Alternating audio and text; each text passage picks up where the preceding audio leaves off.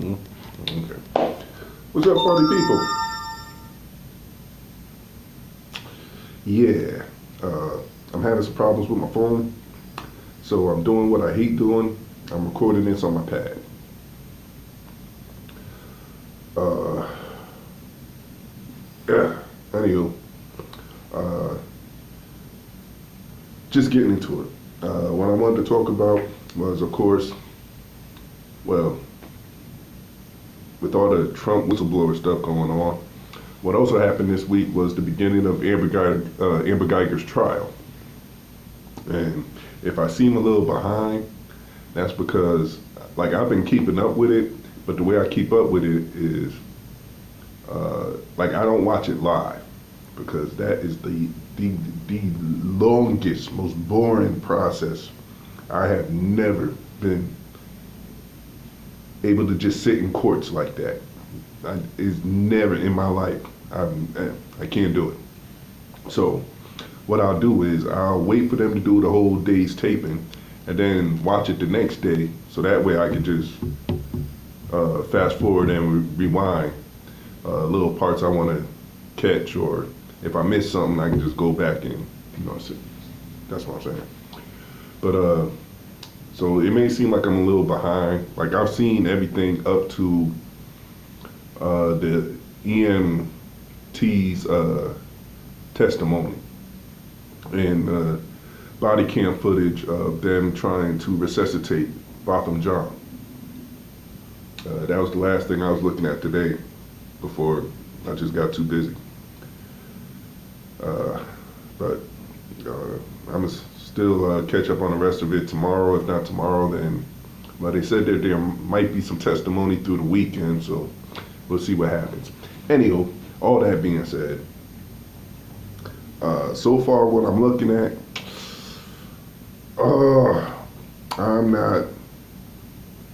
I'm not really liking, and a lot of y'all might not like what I'm gonna say, because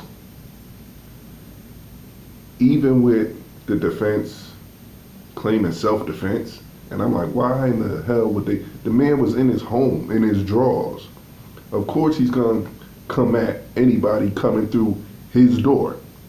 But the problem with this I see is that they're not really emphasizing Botham's point of view of it. They're emphasizing Amber's point of view of it. That, well, she had tunnel vision, she mistakenly walked into the wrong home, and the way Botham approached her, she could have got the sense that she was her life was in danger, or she felt imminent threat, which, like I said, I'm not liking that at all. Because, like, one more time, from Botham's point of view, some crazy cop just came through his door and drew a gun on him. So of course how do you think that man's gonna react? But nah, from Amber's point of view, like, oh my God, when the defense was doing his opening statements, and he sat up there, and even after he told the jury, what the state or what the prosecution just said, ignore all that speculation. But then the defense is gonna sit up there and throw out this whole scenario that, Amber came in, she just sees this figure coming at her, she don't know if he has a weapon or what's his intent toward her, so she's scared for her life. The fuck are you talking? The dude's in his underwear. He's in his underwear. What weapon? What? But the jury's supposed to pay attention to that speculation, not the state speculation, but just the defense's speculation. That Amber came, that Botham just got up and went rushing after her, and she couldn't tell whether or not he had a weapon in his hand or, like I said, I'm not liking it, man. I'm not liking it. Because they're sitting up there trying to portray Amber And that's another thing. The defense, as far as I'm concerned, the defense keeps contradicting himself.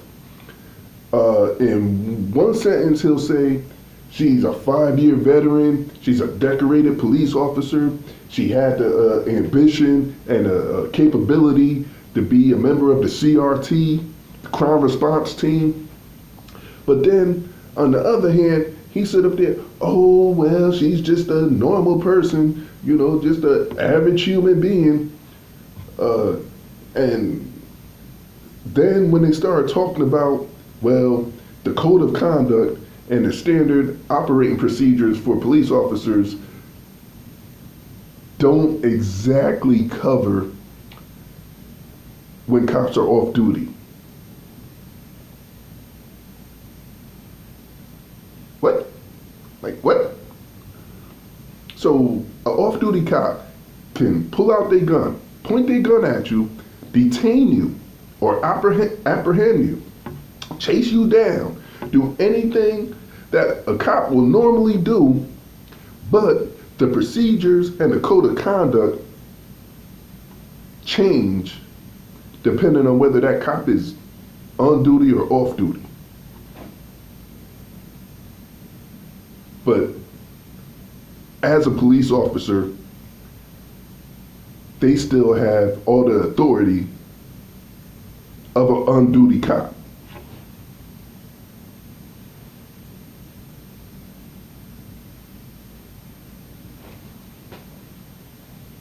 News to me. Did not know that shit. Did not know that shit. But anyway, excuse me. Like I was saying, there's a lot of contradictions in the defense's story. Like I said, they want to make like, oh, she got up at 5:30. She had a day where she was on edge and on alert all day. And then she did overtime helping the SWAT team out with them 3 robbers. And even though all she had to do was maintain the perimeter, reroute cars. Oh, well, she was still on high alert. I know you've seen cops out there on traffic duty. Do they look like they're on high alert? Do they look like they're just ready to pounce?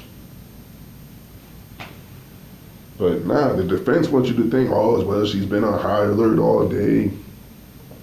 And then she gets back to the station and she has this, and the conversation with Rivera,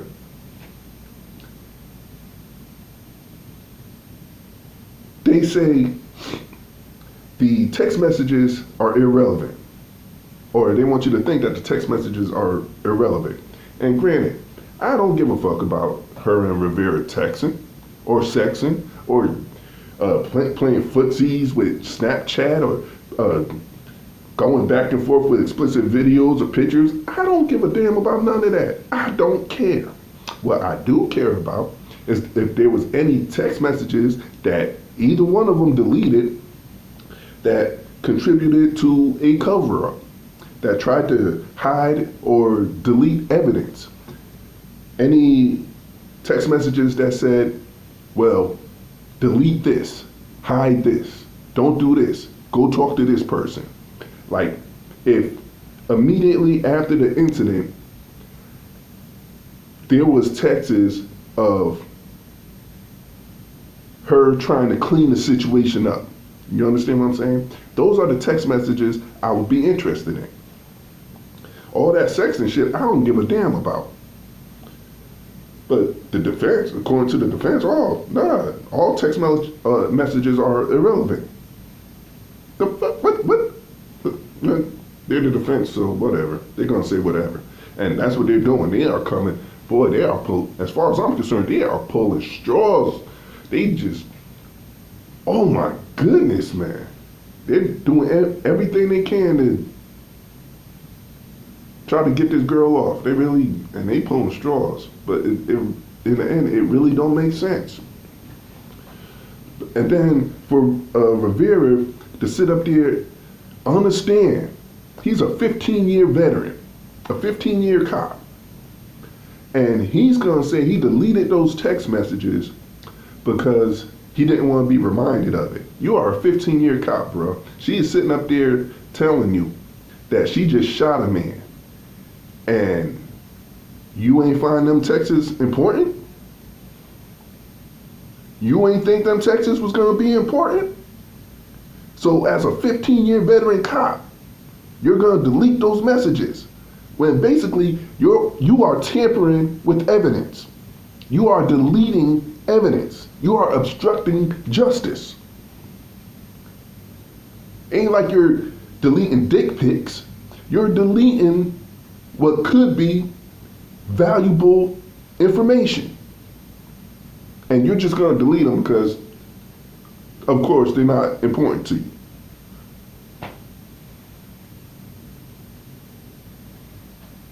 And then I'm sitting up there listening to him, and I'm noticing he remembers everything else about that day. He remembers everything else that they text, everything else that happened that day. And this was last year, September 6th of last year. He remembers everything else, even her demeanor that day. You can remember that, but you cannot for the life of you remember what was talked about during that 16-minute phone call. You remember everything else around that. What happened before, during, and after. But what happened on that 16-minute phone call? Do not recall. Nobody recalls. Amber or Rivera. Really?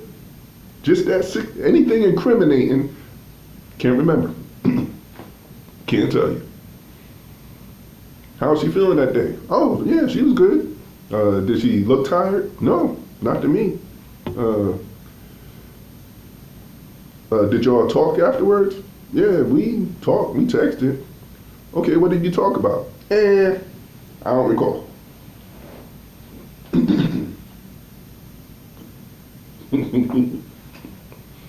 And you deleted evidence. Really? But he's good, huh? He's good. Wow. And then another thing that the defense lawyer was contradicting himself about. If you watched him, and he was talking like he was going through, oh, well, Amber had tunnel vision. She ain't look around when she got out the car. She didn't notice none of the neighbors' plants and whatnot. The numbers on the doors, she's 5'3", something like that. So the numbers on the door are out of her field of vision. So she doesn't notice nothing to get to Botham's door. But if you notice, because on the video I saw it on, it was around the 5:27 mark. Just watch it. Because when he says when Amber goes for her keys, when he reenacts that step, he looks down. He looks down to where the red mat would be. He looks down and he reaches into his pocket. But then he tells the jury, oh, but Amber didn't look down. Dude, you wasn't even there, bro. And your natural reaction when you reached for your keys was to look down. You wasn't even there. That would be anybody's natural reaction when they reach for their keys, to look down. But for whatever reason, Amber ain't looked down. That too sounds like speculation to me. I'm quite sure she's gonna say that she didn't look down. But anybody else's, if we're supposed to take her as a normal human being, any normal human being would look down. But she didn't.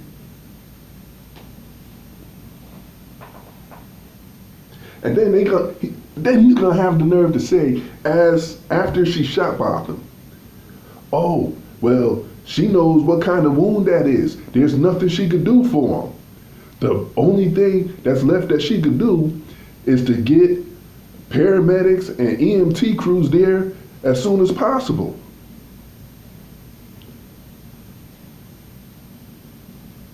She knows first aid. She could have gave him first aid. There's nothing she could have did for him. The defense sat there and said that there was nothing Amber Guyger could have did for Botham after she shot him, except call EMTs. Really? There was nothing she could have did?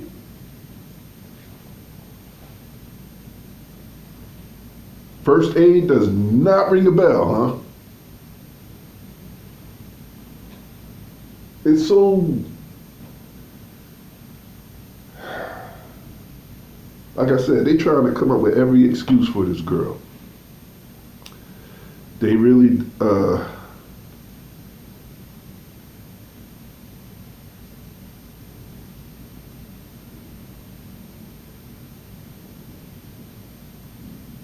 don't know. I don't know. I don't know.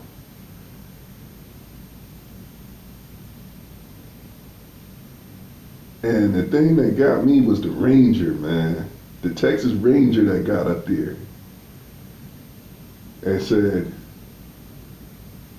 he could see her fearing for her life.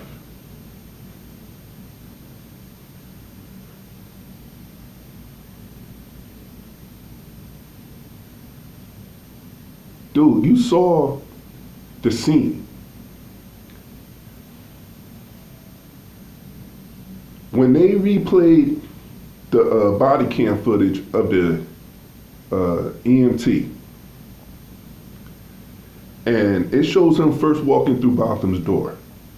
Now, I kept hearing that, it was 30 feet from the couch to the door.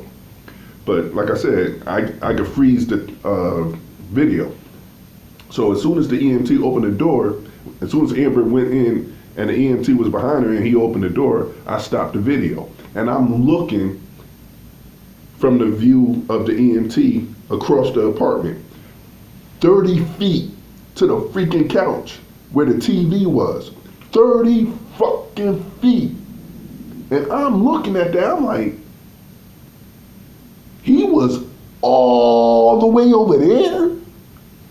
I'm thinking once you come in, it's like a little kitchen, the living room's right there, maybe 10, 15 feet tops.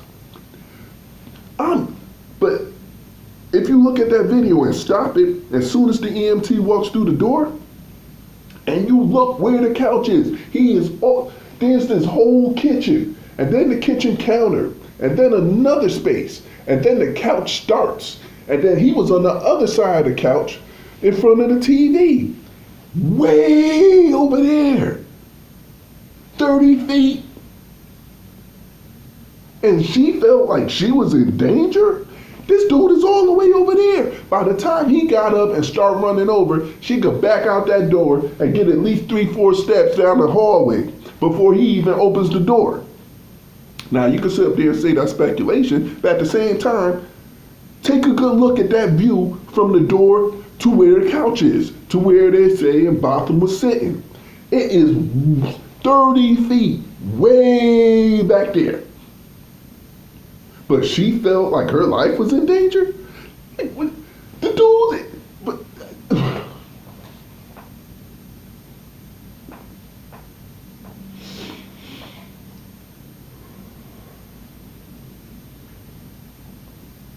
no way.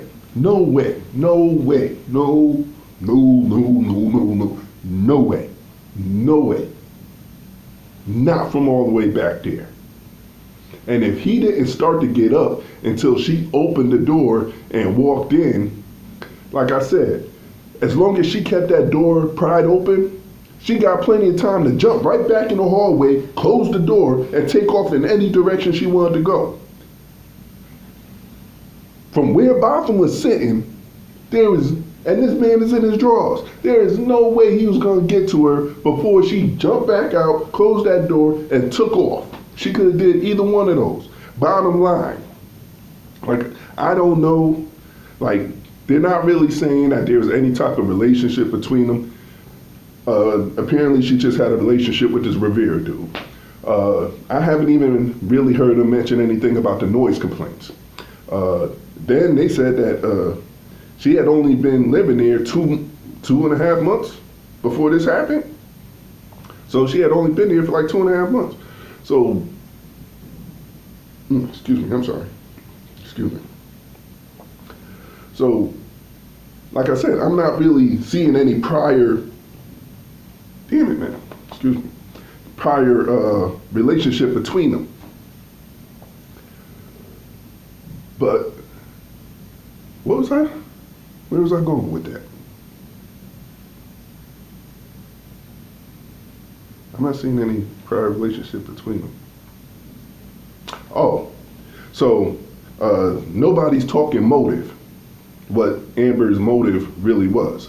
So, to be honest with you, like I said when we was first talking about it, I can't tell you why she shot Botham. I don't know. Only she knows that. But even though they keep trying to downplay all her accomplishments and all her training as a police officer, there was way too many indicators and there was way too much or way too many things that she could have done to not kill that man. To me, whether if it was accident or not, it was neglect.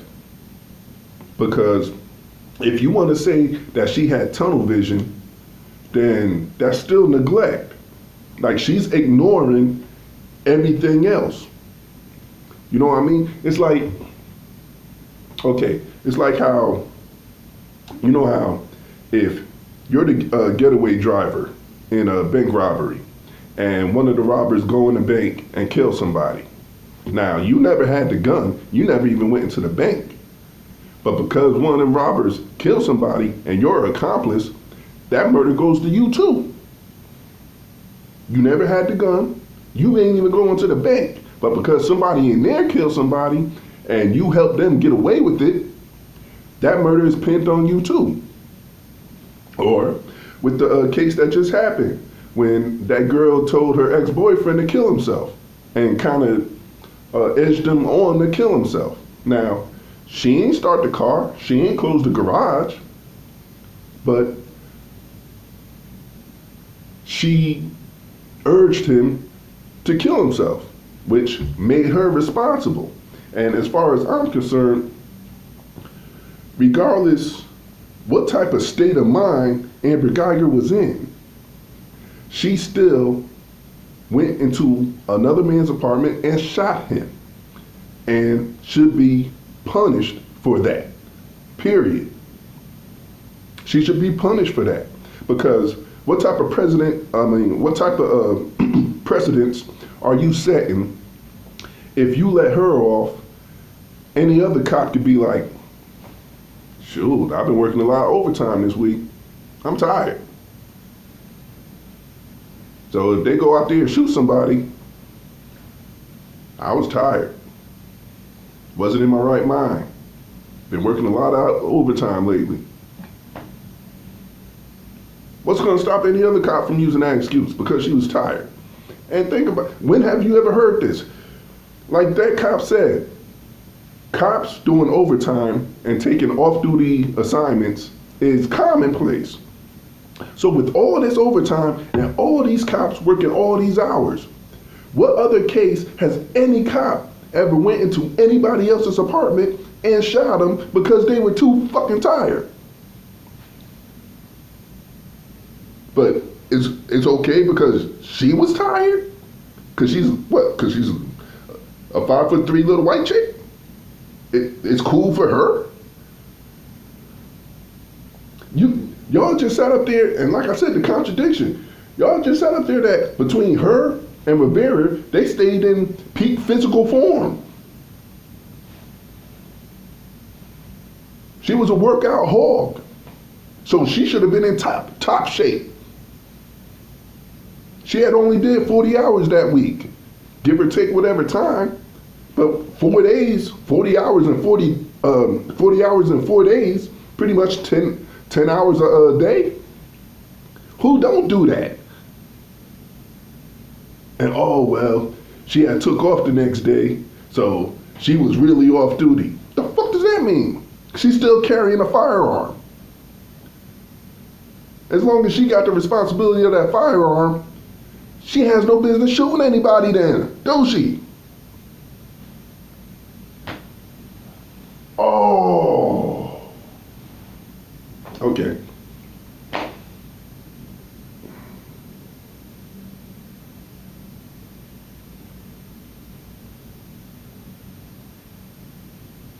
I don't know about this one, because I got kind of emotional on this one.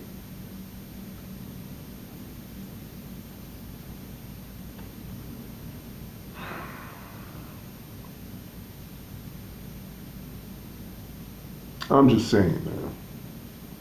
Regardless of what excuse you want to use on her behalf, bottom line is,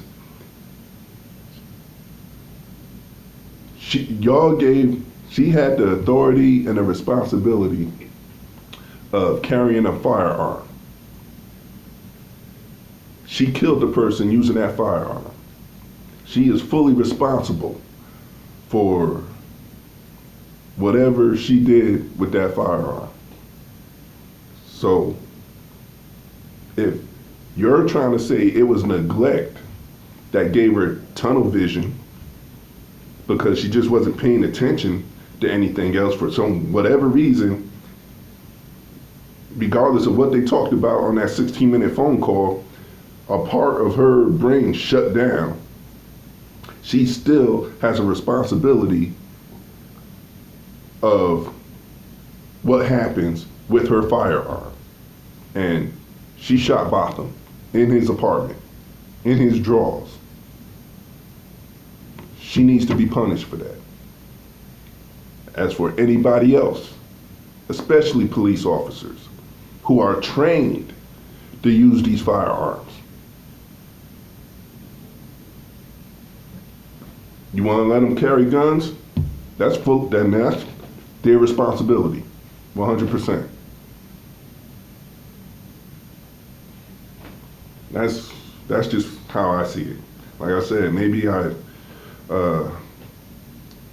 got kind of emotional with this one, but it's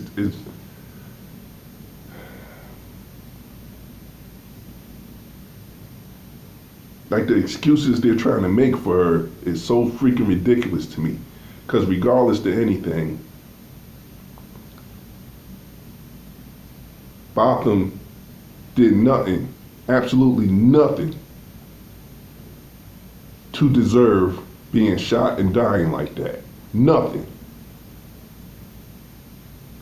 But because he did die,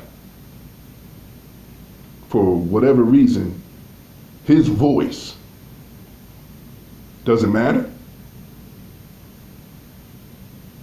His point of view or his perspective doesn't matter just because they couldn't save him. It should matter more than hers, because that man's not here anymore. She's still here. That man's not here anymore. So how do you think he felt when he looked over and seen her in her uniform coming into his house with her gun drawn?